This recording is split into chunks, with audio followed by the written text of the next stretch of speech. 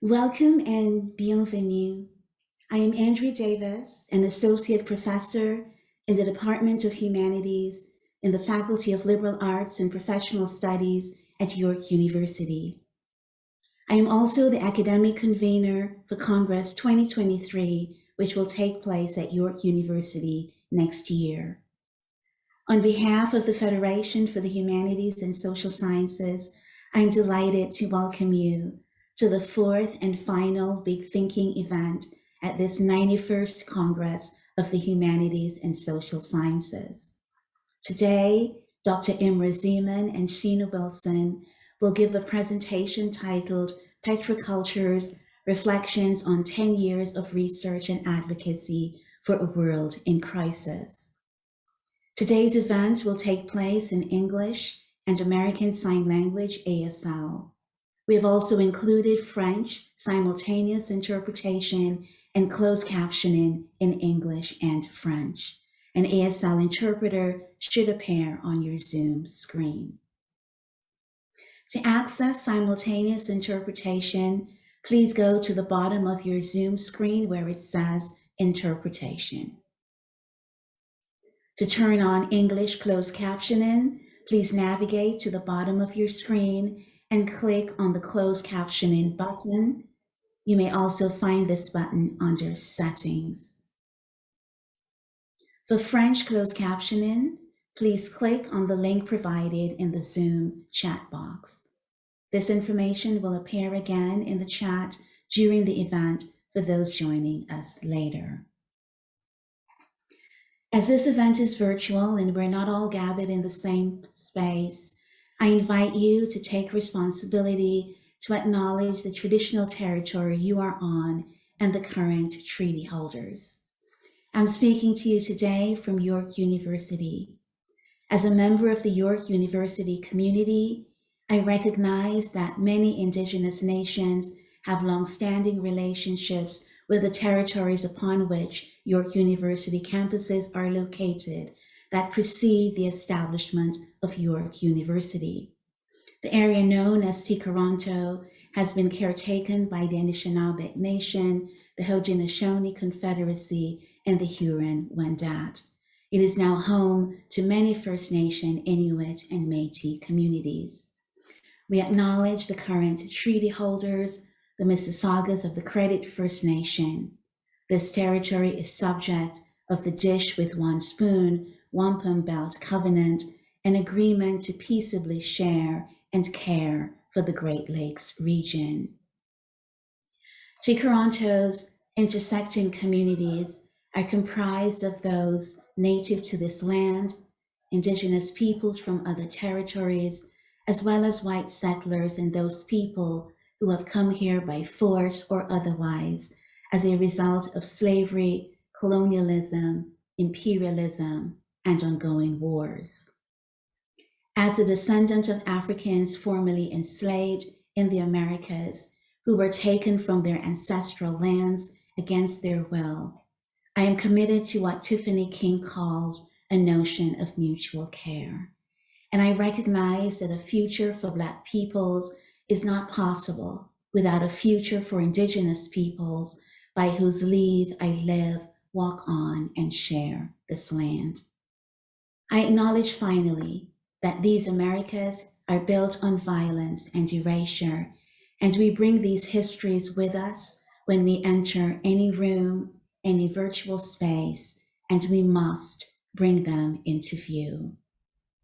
With this knowledge of history, we enter here in the hope of making a different world. The Big Thinking series at Congress brings together leading scholars and public figures to address some of the most pressing questions of our time. It is our great honor to welcome both of our speakers today. Dr. Imre Szeman is the University Research Chair of Environmental Communication at the University of Waterloo. He is the author, most recently, of On Petrocultures, Globalization, Culture, and Energy, and is currently working on The Future of the Sun, a book detailing corporate and state control of the transition to renewables. He's also the climate critic for the Green Party of Canada and a fellow of the Royal Society of Canada. Dr. Sheena Wilson is a professor of media, communications, and cultural studies at the University of Alberta. Her publication highlights include Petrocultures, Oil, Politics, Cultures with Imre Szeman and Adam Carlson, Trafficking in Petronormativities and Energy Imaginaries, Feminist and Decolonial Futures. With York University Gender, Sexuality, and Women's Studies professor Dr. Angèle Aluc, she co-directed Pico Payan, It Is Broken, a documentary film created as part of a partnership between Just Powers and Big Stone Cree Nation. She also advises Edmonton's municipal government on energy and climate. Today, Dr. Szeman and Dr. Wilson, together, Dr. Szeman and Dr. Wilson founded Petrocultures, an international research group that is organized around the social, cultural, and political impacts of our current energy system, namely oil and fossil fuels, and what it means to transition away from that system. Following a video presentation by Dr. Szeman and Dr. Wilson, we will be joined by Dr. Simony Howe, Professor and Director of Graduate Studies in the Department of Anthropology at Rice University. Dr. Howe currently researches socio-natural transformations of ice in the Arctic and the impacts of sea level rise in coastal cities around the world. Dr. Howe will moderate a discussion with Dr. Szeman and Dr. Wilson. They will take a few questions from the audience. You can submit your questions by typing them into the question and answer box at the bottom of your screen. You can also participate in the conversation on Twitter using the hashtag BigThinking and Congress with an H at the end. On behalf of the Federation for the Humanities and Social Sciences, I would like to thank the sponsors for the Big Thinking at Congress 2022 series, the Social Sciences and Humanities Research Council, Universities Canada, and the Canada Foundation for Innovation. Thank you so much for joining us today. We will now turn to a video presentation by Dr. Szeman and Dr. Wilson. Bonjour and hello. My name is Sheena Wilson, and I am joining you from Amiskwaci, Waskahigan in Treaty 6 territory. The University of Alberta in Edmonton is situated on lands long ago stolen from Papas-Chase and Métis peoples, displacing them through means and methods that have led to the loss of culture and lives that's part of our nation's history of genocidal practices. Energy and natural resources have played and continue to play a starring role in this history. As we talk about petrocultures today, it's important to say that whether they are oil and gas or renewables, all energy projects happen on the land. It's with this awareness that my colleague Imre Szeman and I speak to you all today. Imre, would you like to introduce yourself? I wish to acknowledge that I'm speaking from the traditional land of the Huron, Wendat, the Seneca, and the Mississaugas of the Credit. This land is still the home to many Indigenous people from across Turtle Island, and I'm grateful to have the opportunity to work on this land. It's the 10th anniversary of the Petrocultures Research Group this year. I'm wondering, do you remember, how did it come about? How did it come about? Well, I remember it pretty much like it was yesterday. In some ways, it's hard to believe everything that's happened in the last 10 years. It's so good to see you, by the way, and thanks to everyone who's listening in. But yeah, what do I remember? I remember that you had arrived at the University of Alberta, I think in 2010, 2011. Several people had mentioned your name to me and said that we should meet. You were in the Faculty of Arts at the time as a Canada Research Chair, and I'm at Campus Saint-Jean, the Francophone campus at the University of Alberta, so we hadn't crossed paths, but we clearly had shared interests. So we eventually met at Leva Cafe, if you remember, just off the University of Alberta campus. And me, being from Treaty 6 territory, I was born here and raised here, but I also come from a family largely settled in Northern Alberta. And I have lots of family and friends and kinship relationships of all varieties up there. And since about 2005, I've been working on issues largely related to the tar sands. Actually, there were documentary films coming out. I was in conversation with several women activists, quite a few of them Indigenous women activists, organizing the tar sands healing walks. Eventually, some of them would become part of Idle No More that I was in conversation with. You and I met, and we talked about our shared research interests. We talked about how hard it was to find out what was going on, because in some ways, so much was going on, but not so much from the perspective that we were thinking through. By the end of the coffee date, I think we'd settled on the fact that we could really use a listserv of some kind or a clearinghouse so that we could figure out what was going on and share with other people what was going on. So we decided on that. We said, let's have a workshop and get together and think together with other people interested in this. And I was already editing a special issue of a journal that was eventually called Citing Oil, that actually became a big part of the first conference. And so we said, well, we have the perfect trifecta. Let's apply for a grant. We just met. And I also remember that by the end of the coffee date, we decided to call it Petrocultures. I guess since we're going to be talking about that for the next 30 minutes, maybe we should explain to everyone, how we understand that term. As the name suggests, it's a culture shaped by and in relation to energy, and specifically our current dominant form of energy, which is oil, fossil fuels. The collective work of petrocultures has been mobilized by a simple insight that there's a deep link between the energy on which society depends and its cultural, social, political, and spatial form and character.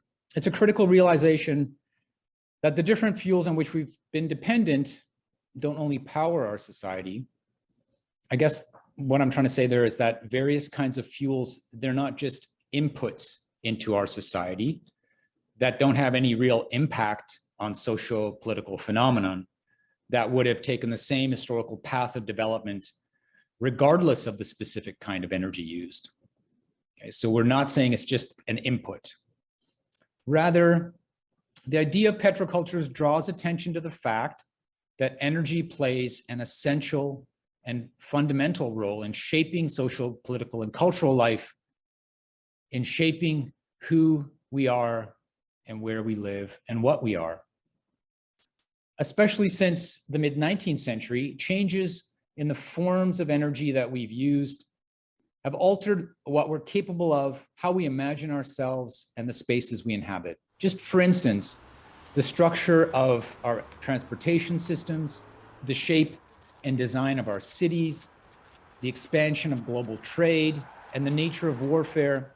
All of these are linked to the ease of access and affordability of fossil fuels, which has created durable structures that we're going to have to repurpose in a post-oil future. But it's not just these physical structures we've been interested in. And I think this is key for understanding what petroculture specifically brings to a discussion about contemporary culture and its relation to energy.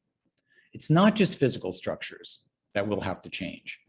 There are other structures we have to reshape working together, which are more difficult to grasp and grapple with than these kind of visible material constructs, all those visible material constructs of petrocultures, suburbs, highways, and so on. There are other things that are more difficult to grasp that we have to work on.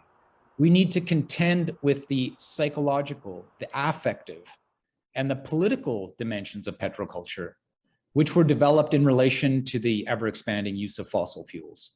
Values and ways of being we associate with being modern, things like individuality, autonomy, freedom, self-development, progress, and social and economic growth.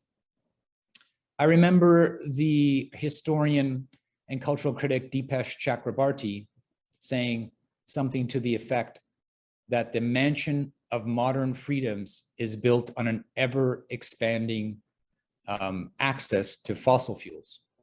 So in fact, what we imagine as contemporary democracy has at its core fossil fuels, if in a complex way.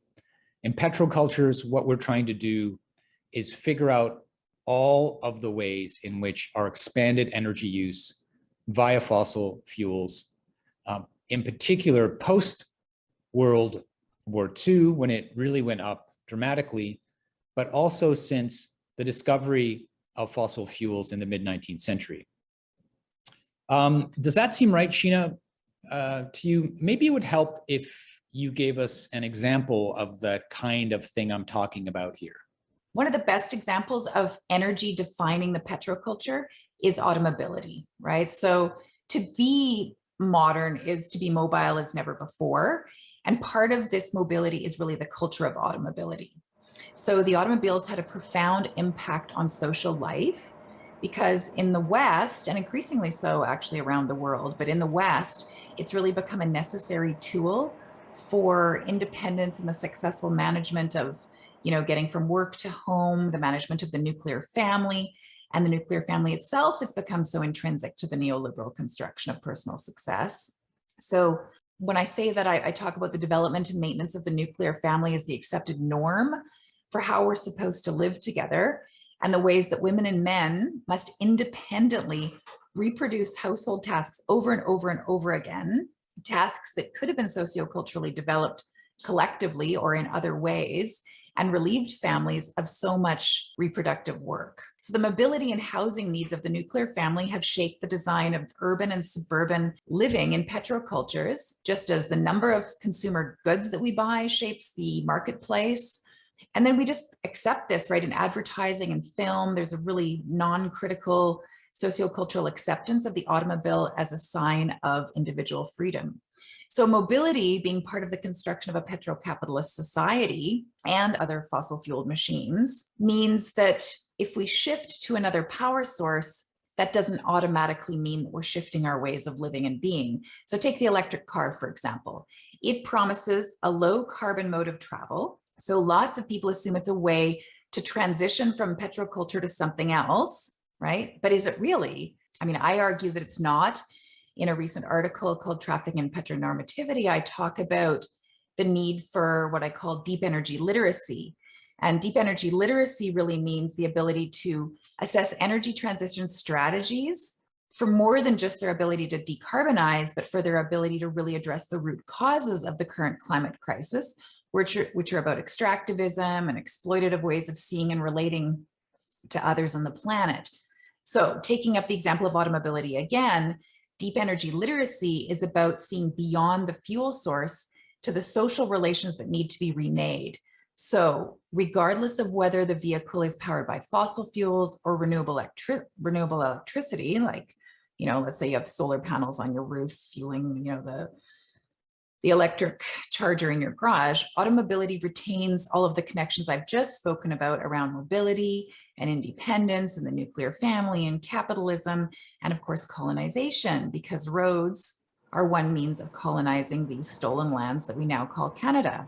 Vast networks of residential roads and freeways and highways, they colonize space, they disrupt ecologies, they create urban and suburban sprawl. So they also colonize the ideology that organizes our way of living together. Modern ideology would have us erase the collectivity of urban life by, replacing it with this notion that we're also independent. I think about how in my city, there's so many complaints about potholes that really sum up the tensions between the reality that we all live together and the fiction that we're all independent and self-made, right? And it's kind of humorous. So all to say that the electric car might make things happen on one level, at the level of decarbonization, there's less greenhouse gases produced and all of that. But unfortunately, electric vehicles impede change at another level because they reinforce our desire for the individual forms of mobility that we've developed as fossil fueled creatures. They allow the infrastructures of our cities to stay very similarly organized around cars instead of people. They allow us to sustain the infrastructures of our social fantasies. So the Western Enlightenment fantasy that we're autonomous and self-made, and the narrative of fossil fueled modernity is so destructive at so many levels. So even if we become renewably fueled moderns, we haven't really addressed the root causes of climate change.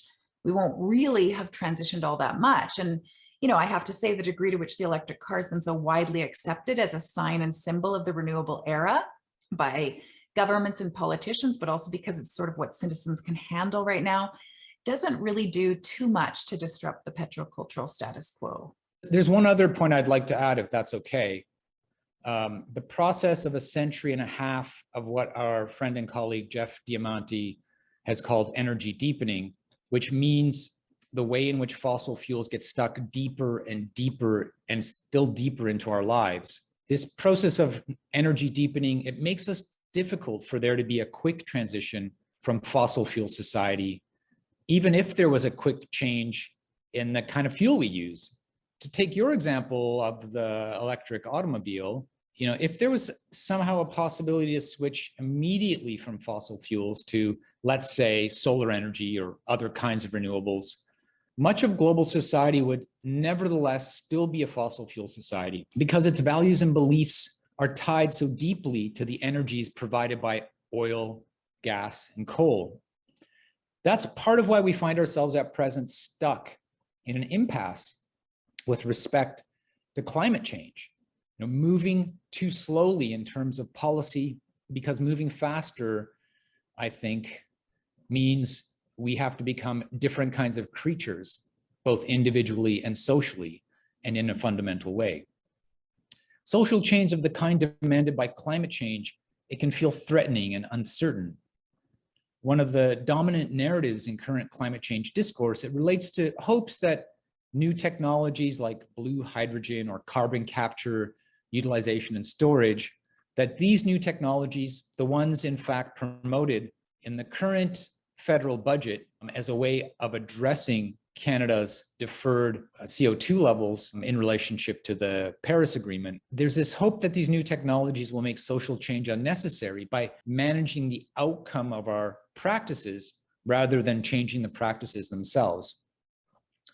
All of us looking at petrocultures are interested in understanding better the social narratives and practices that have blocked a recognition of the need to become different kinds of energy subjects and a different kind of energy society, which is driven by different imperatives and outlooks. We've been interested in mapping those narratives and practices that have tried to model the ways we might change from fossil fuel subjects into truly renewable creatures, renewable beings. So much exciting work has come out of the research associated with petrocultures. And it all begins with that exciting first conference, really. Sheena, can you remind me what that first conference was like? My memory is not that good anymore. Well, that first conference for sure. I mean, the major takeaway was that we were going to organize a workshop. I think we imagined it would be half a day and, we'd do some thinking together and with some other people. And we put out the call. And I think initially we got about 150 responses, and then they just kept coming in even after we had made our selections. And they came in from all over the world. And when everybody came together, there was just real magic in the air because everybody had felt as though they were doing this work on their own, the only person in their department, the only person in their faculty, the only person in their discipline at the conferences they were going to. And suddenly there was, we tapped into this zeitgeist and there was all of this excitement and enthusiasm. So that was a really big takeaway. There's still so much to do when it comes to understanding deeply how we've been made into energy creatures, into petro subjects living in a petro society. That's why Petrocultures has given birth to so many other projects related to the original set of issues that we've been looking at, but maybe slightly different angle to it. Can you tell us about the one you've been working on, Sheena? You've been kind of leading the development of the project called Just Powers. So Just Powers is a project that grew out of Petrocultures. It is funded by SSHRC and by the Future Energy Systems at the University of Alberta, which is a Canada First Research Excellence Fund. And it's a project committed to intersectionally feminist and decolonial anti-racist approaches to climate justice. And people sometimes say, well, why energy transition? Why is that the focus? And that's been the focus for Just Powers, but also for Petrocultures, because, addressing energy transition has been declared as one of the first necessary steps to deal with climate change, right? So then if we deal with energy systems, as we've already mentioned, energy systems shape our societies, our communities, our relationships, the power dynamics that grow up around them. But it's not like oil is necessarily inherently bad or a solar infrastructure is necessarily inherently good. And so, you have to think meaningfully about what kinds of relationships and relationships of power we want to cultivate around new energy systems. So for many years, I've been working with this theory of deep energy literacy, and it actually came about out of IDOC, this idea that energy literacy was very, very popular there for a while. People felt you had to understand the technical aspects of energy, how it functioned, how we were using it in order to transition. But, deep energy literacy is understanding those deep political, extractive, relational modes of being in the world that created the current problem, right? So for me, climate change is just one symptom, one crisis caused by this extractivist worldview. So, we had IDOC, which is an intermediate documentary project that I already mentioned. I interviewed over 100 different kinds of influencers, I would say, in the energy sphere, energy researchers, activists, policymakers, Indigenous legal experts, elders, all sorts of different people that brought different situated knowledges to the situation. And we have other projects too. Speculative Energy Futures is a major pillar project under Just Powers. And that one is really about research creation, working together, creating interdisciplinary relationships, not to produce art as a final outcome, but really mobilizing artistic methods. What my co-lead on that, Natalie Lovelace, talks about as research creation in her recent book. I think we've always been really committed on Petrocultures to, different forms of knowledge creation, different ways of knowing, and different ways of mobilizing knowledge to reach broad audiences. Because policy impact is one way to measure change, but there are lots of stories that are told before there's a policy change, right? Change is incremental. And then I worked with Big Stone Cree First Nation. So I should give a shout out to Angela Look, who created the film It Is Broken. And, we worked together on that for a number of years with her community. And those are just a few, like a handful of the projects, right? Running energy transition projects in the French Quarter with community members. Everybody's engaged, everybody's consulted with. And, this is the thing, that the knowledge is emerging, iterative, and locally specific. And sometimes people want the solution to climate change. They want you to tell them, so what can I do? But actually, that is not how we're going to solve for this problem, because that creates a kind of eco-fascism, as though people are coming in with the answer, right? In each of these contexts, these are hard, unwieldy problems. So we're wrestling with them collaboratively and in community and across communities. And so that's some of the work we've been doing. But, why don't you tell everybody about After Oil? I think some people know about the After Oil project and would love to hear how it got started and where we're at recently, because we've just had another collaborative book published. I'd love to talk about it. We've done 2 of these things called After Oil schools. I really regret calling it After Oil to begin with, because now we'll have repeated After Oil schools, and that's not really after oil anymore. They're about transition.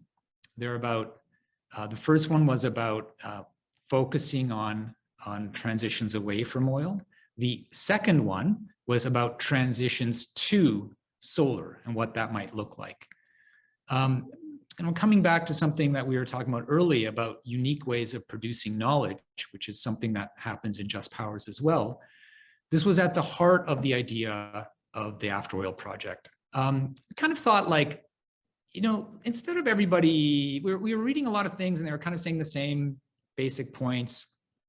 I thought, let's get everybody together and everybody should lay their cards on the table. And so instead of each writing individual essays that we would share at an event, let's come and we're going to write something together, a single book together. And we did it. The first After Oil school took place in August 2015. There were 35 of us. It included a former politician in Alberta, artists, activists, and academics, as always. And over 3 solid days of working, maybe 4, we wrote the draft of a book. That book has since come out as this short book called After Oil. It's easy to find PDFs of it circulating around. It's also in book form. That was written by the After Oil Collective. And this book has come to be treated, I think, as one of the founding texts of energy humanities, because it's this book where we lay it on the table.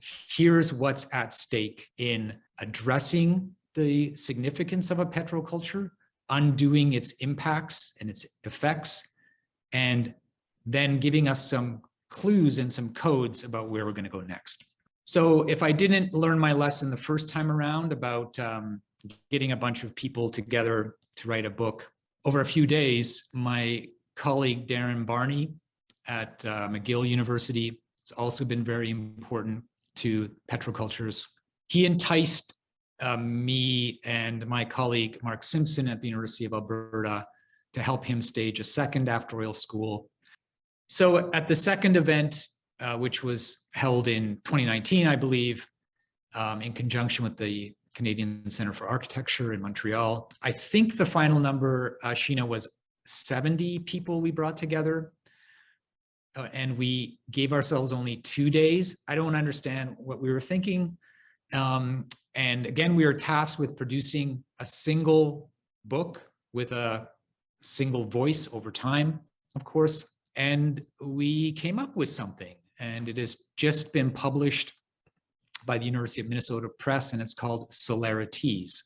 Given how quickly we need to act on climate change, how quickly we need to make a genuine energy transition happen, one that's informed by justice and new forms of collectivity, that's truly political.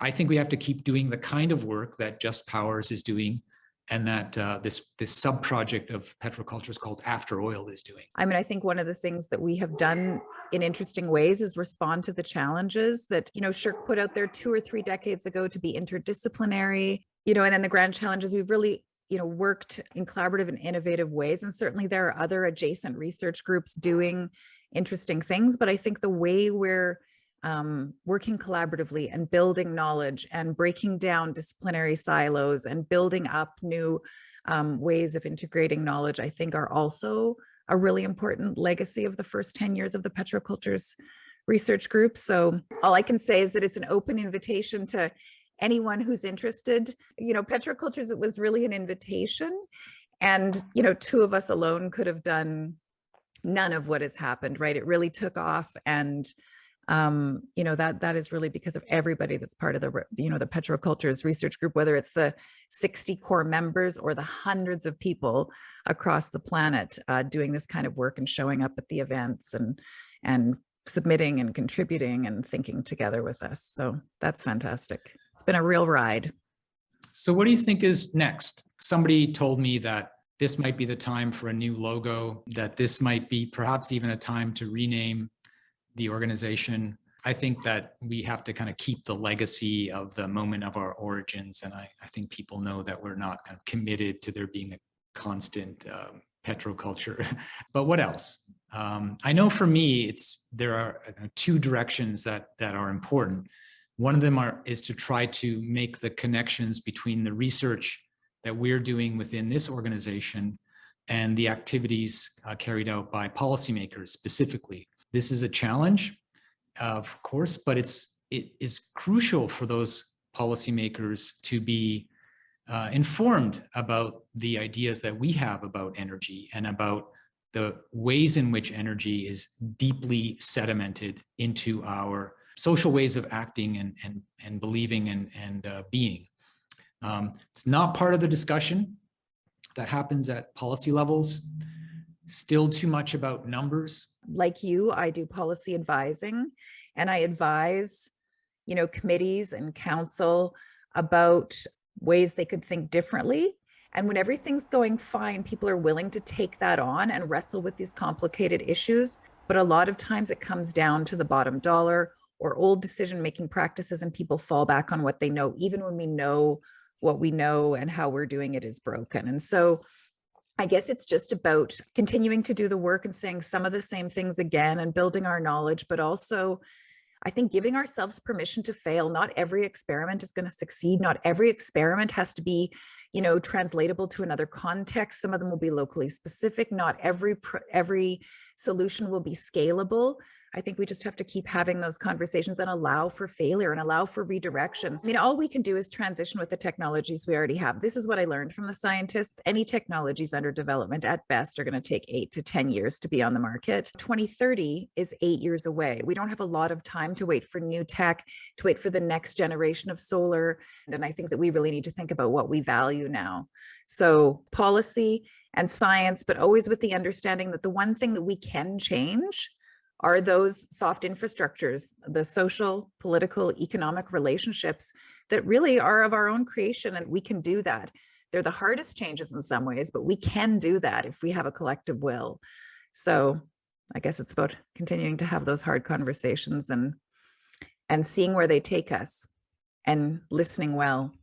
Here's to 10 more years. Here's to 10 more years. Yeah. How many more years do we have till 2050? Yeah. Thanks to you, Imre, and thank you to all of our colleagues in the Petrocultures Research Group and After Oil and Just Powers and all the enormous amounts of intellectual and other forms of labor that have gone into making all the discoveries and creating all the knowledge we've managed to accumulate this far, and it's been pretty fantastic.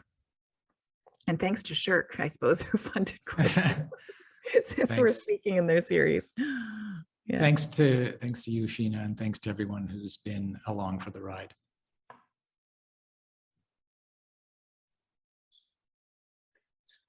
Sheena and Imre, thank you so much for this presentation. It was so informative and also so impressive to see what you've been doing over the last decade or so. And I wanted to also reach out to our audience now to say that we will have time for questions. So please begin thinking, if you haven't already, about the questions that you would like to pose to Imre or Sheena.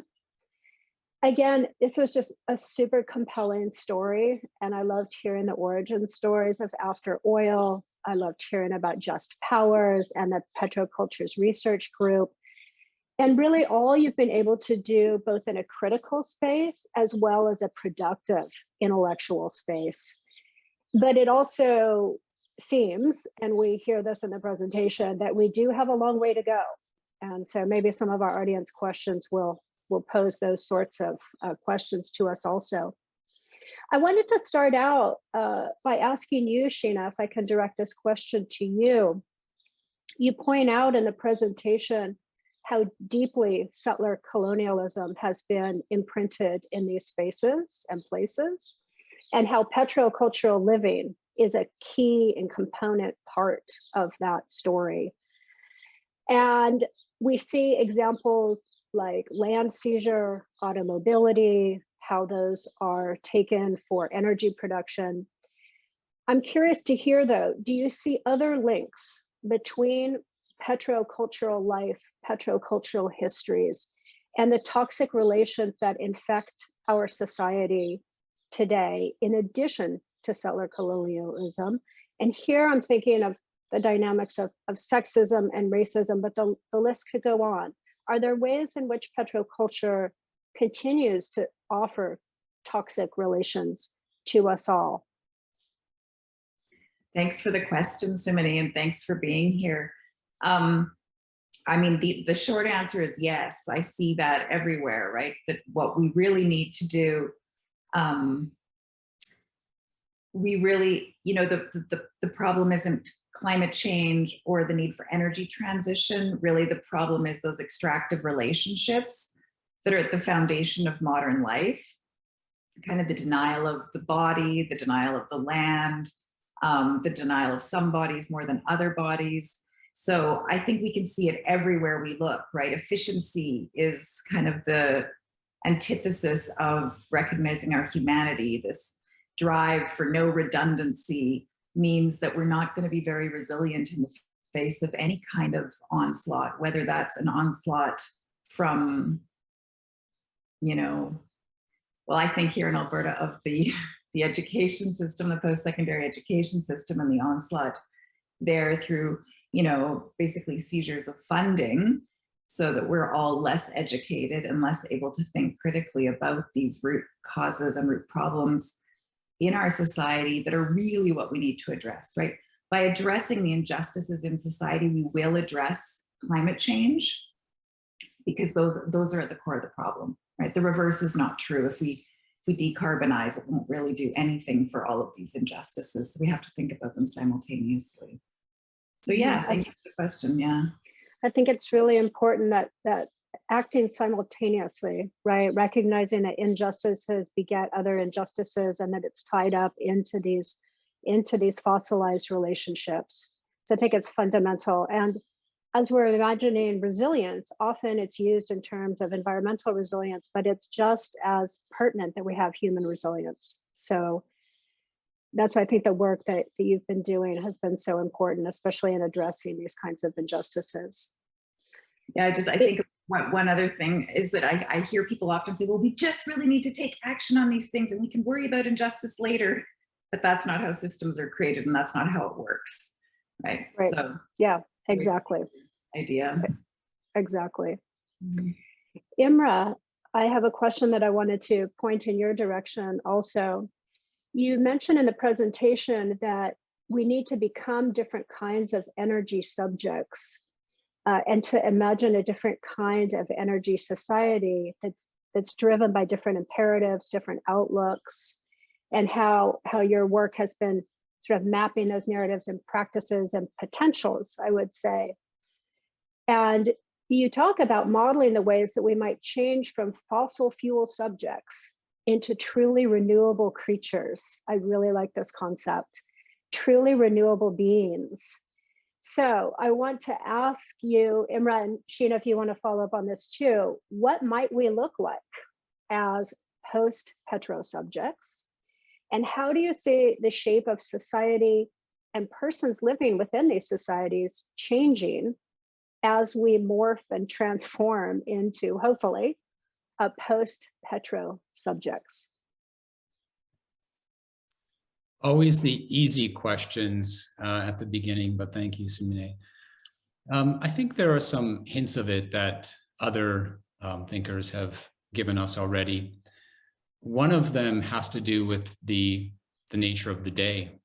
So if we are to rely on the power of the sun and the wind, it means that we might not be able to have 9-to-5 lives. It means that we might have to become accustomed, and indeed we might celebrate the chance to do other things instead of work when the clouds come in or the wind dies down. Of course, the narrative continues that we will overcome those problems by virtue of bigger batteries or by other kinds of technological solutions.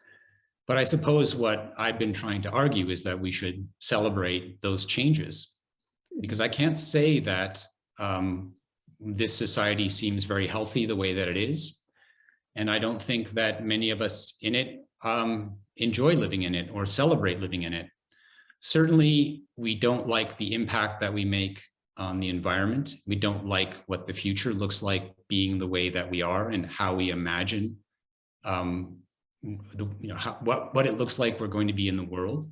So whatever it is that we're going to do along with energy transition, we should have a discussion about what other kinds of social transitions we want to undertake.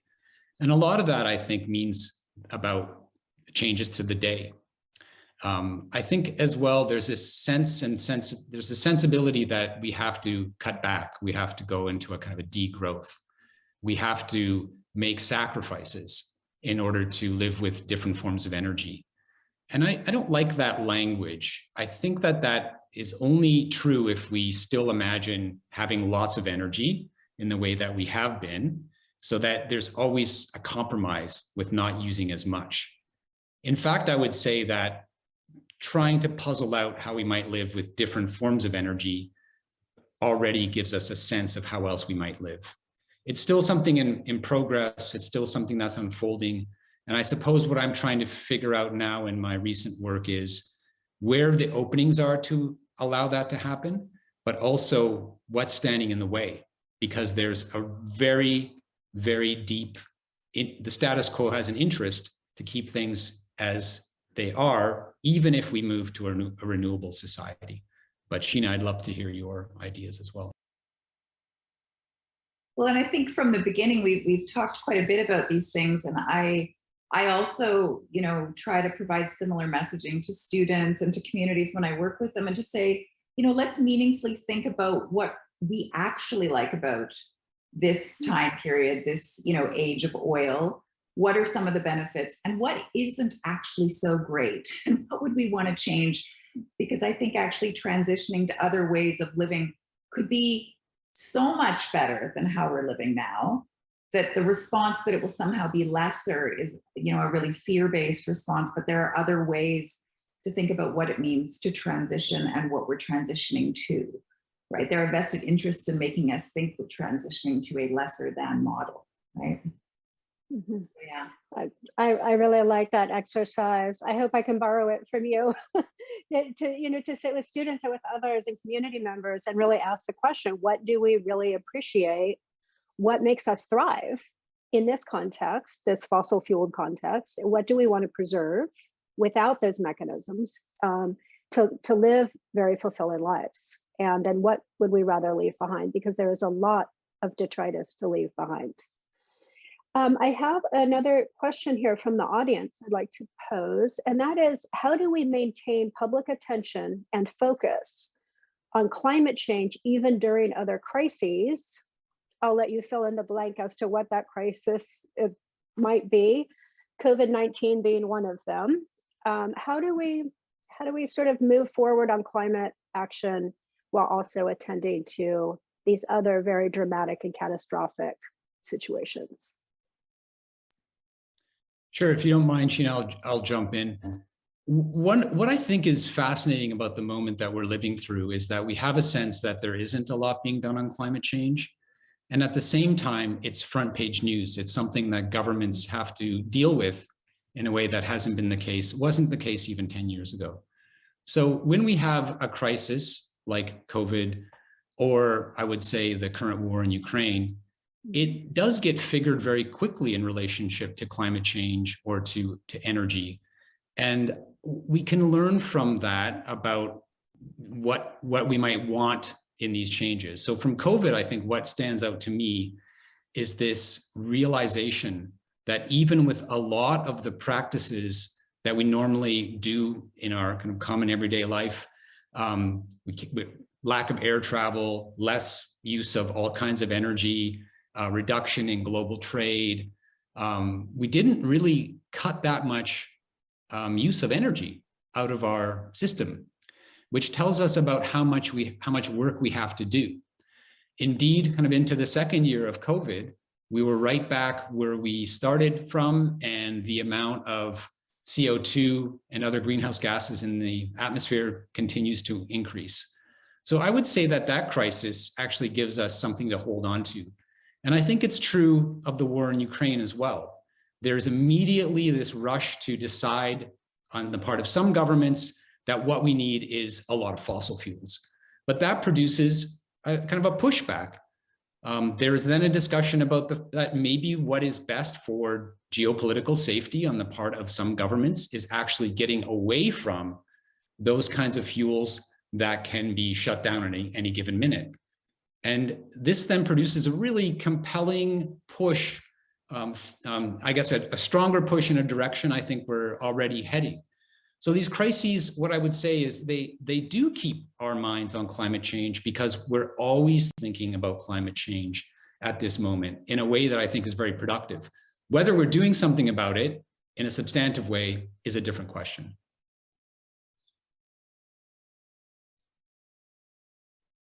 Sheena, do you want to jump in on that question?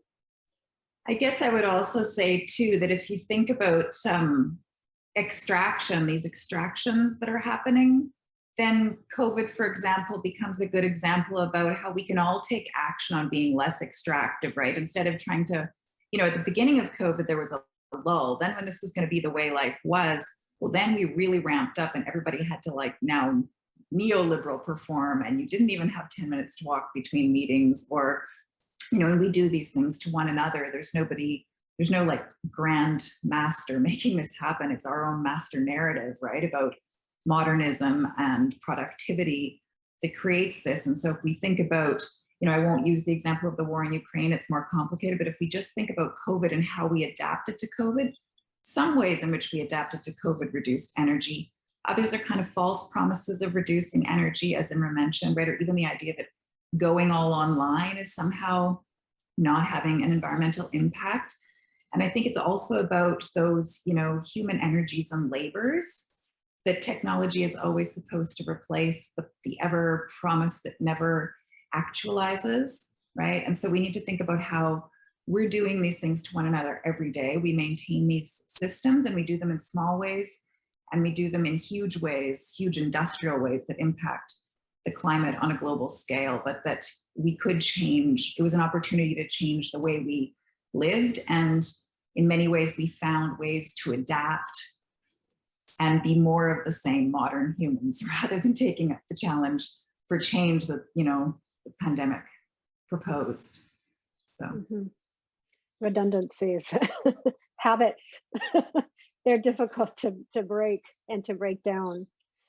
Here is another question for the both of you. Can you speak to some of the resources and tools that have been developed through the last 10 years? And what were some that you thought are the most exciting or that you're most proud to see? Do you want to start on that one, Sheena? That one is a tricky one. I wasn't expecting that question. What tools? What tools? I mean, we talked a bit about how we've tried to do academic life differently. I think the creation of a community was a really important thing. Some of the things that we've done don't sound revolutionary, but in practice, if people just get together and think together and disrupt ideas of single author genius and realize that to solve these problems, we have to work collectively and together, and nobody has the answers, and anybody that promises they do is, someone to be skeptical of. And so we really have to think together. So we've done a lot of that, and it's hard work. It's hard work to think together. It's hard work to listen well. It takes time, and we're in a time of urgency. We feel like we have to act urgently, and yet we have to also act meaningfully and thoughtfully. So I guess those are just some quick reflections to a question I wasn't anticipating, because we don't have a magic toolkit. What else have we done, Imre? Well, I would point to two things. It has been always important for us to do academic work differently and to always do it in a way that's accessible to publics right away. So when we did that first After Oil event, we not only invited a number of people to write a single book in a short amount of time, and that included individuals like the former Liberal leader of the Liberal Party in Alberta came to work with us. That wasn't what was the point of that project was not just to write a book together and publish it with an academic press. We actually self-published it. We made a bunch of physical copies available. I think there were 2,000, maybe 3,000 physical copies have been distributed by all of the people involved in Petrocultures. It's always been free online as well. You can go to the afteroil.ca website.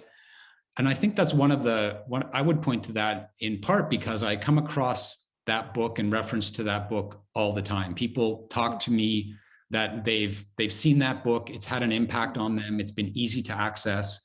So and not just in academic communities and other communities.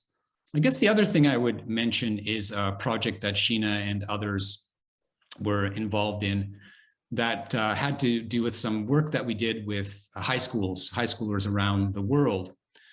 So we did a one-year project where we put together 20 schools from 16 countries, and we had an ongoing dialogue with groups of students from these schools about what exactly energy looks like in their countries. And so that discussion wasn't through us. We just made the conditions so those high schoolers could speak to one another and learn about their own situations and learn from one another about what they might do in their specific areas. And I'll just give one example, I think. I could give lots of examples, but there's a school in Costa Rica. They had a discussion, I think, with a school in Denmark about figuring out ways that they might go net zero. And the school in Costa Rica said, we've already done that. Like it's completely, we have solar panels on our building. our school, we've already figured that out. And the high schoolers who were in the developed world or the more developed world were taken aback that elsewhere in the country, elsewhere in the world, that they might not have expected to be as far along the path of renewables, would have something to teach them. That just the recognition of that meant a great deal. So that project is something that we are planning to do again, or we would hope to do again. That's one of the many projects that was sidelined by COVID. And that's I would say that was led by one of our colleagues at the University of Alberta in the Faculty of Education. We would certainly draw on her expertise again. Great. So we have time for just one more quick question that I'd like to offer to the both of you. As scholars of petrocultures for over 10 years now, what keeps you hopeful for the future?